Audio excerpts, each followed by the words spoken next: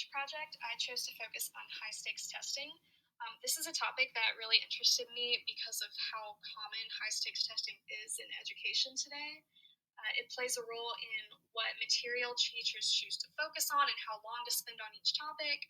Um, and interventions are also implemented at different levels, like the school level and the district level, in the attempt to raise student test scores. So, when I was researching high stakes testing, I found a lot of research on the effects of high stakes testing and also how testing can be improved.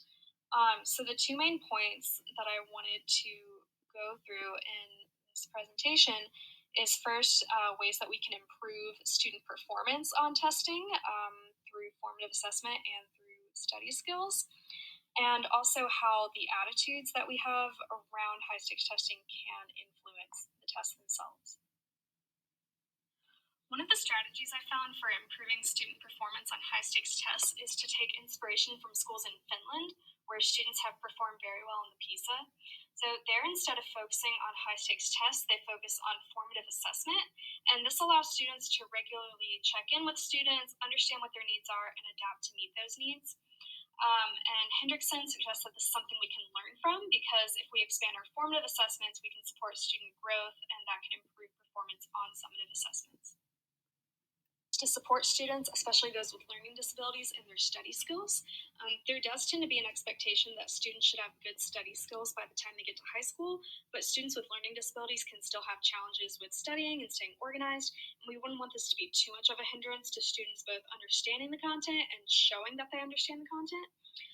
So some of the ways we can support these students are to maintain communication with special education teachers and listen to their ideas. We can also familiarize students with test formats and offer informal assessments throughout the year. So this is an example of an organizational support we had in one of our math ed classes this semester. We got a lot of handouts in this class, and Dr. Enfield color coded them based on what type of handout they were. This example doesn't have to do with testing in particular, but it did help us a lot with staying organized throughout the semester, and it's an idea that I'll probably use as a teacher to help my students stay organized, especially when they're getting ready for some sort of summative assessment and they have a lot of different notes and assignments to go back over. Next, I looked into Judson's research on school interventions. Schools are constantly trying to improve their test scores.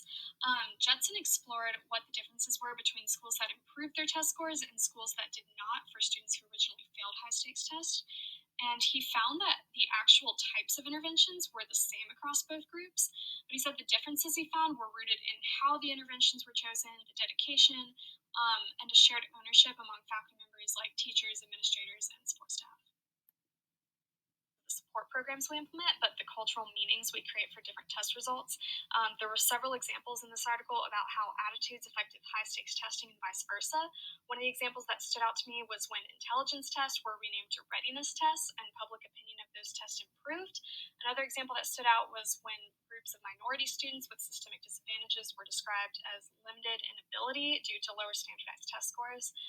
So the article suggests that when we're teaching, we need to be aware of what messages we're sending about high stakes tests and what they mean. I also had the opportunity to work with high school students as they prepared for various unit tests. One of the issues we've talked a lot about is test anxiety, when students can get very nervous or stressed about a test, and that in itself can be an obstacle to understanding the content. However, one of the more positive observations from some of my classmates was that when they were passing out a formative assessment, a lot of the students looked nervous or stared at the paper because they didn't know where to start. But when they assured the students that this was just a way to see where they were at, more of the students started working on the problems. This goes back to the strategy Hendrickson mentioned of including more formative assessment so that students can get more comfortable with assessment. And the idea of assessment isn't just limited to major high stakes tests. To end on a practical note of ways that this project can help me in my future teaching and helping my students prepare for high stakes tests. Some strategies include expanding on the use of formative assessment in the classroom, supporting study and organizational skills, collaborating with other teachers and faculty, and being dedicated in whatever we choose to do, and being mindful about how we talk about testing to make sure it's as constructive as possible. And these are my references, and that is all for my presentation. Thank you.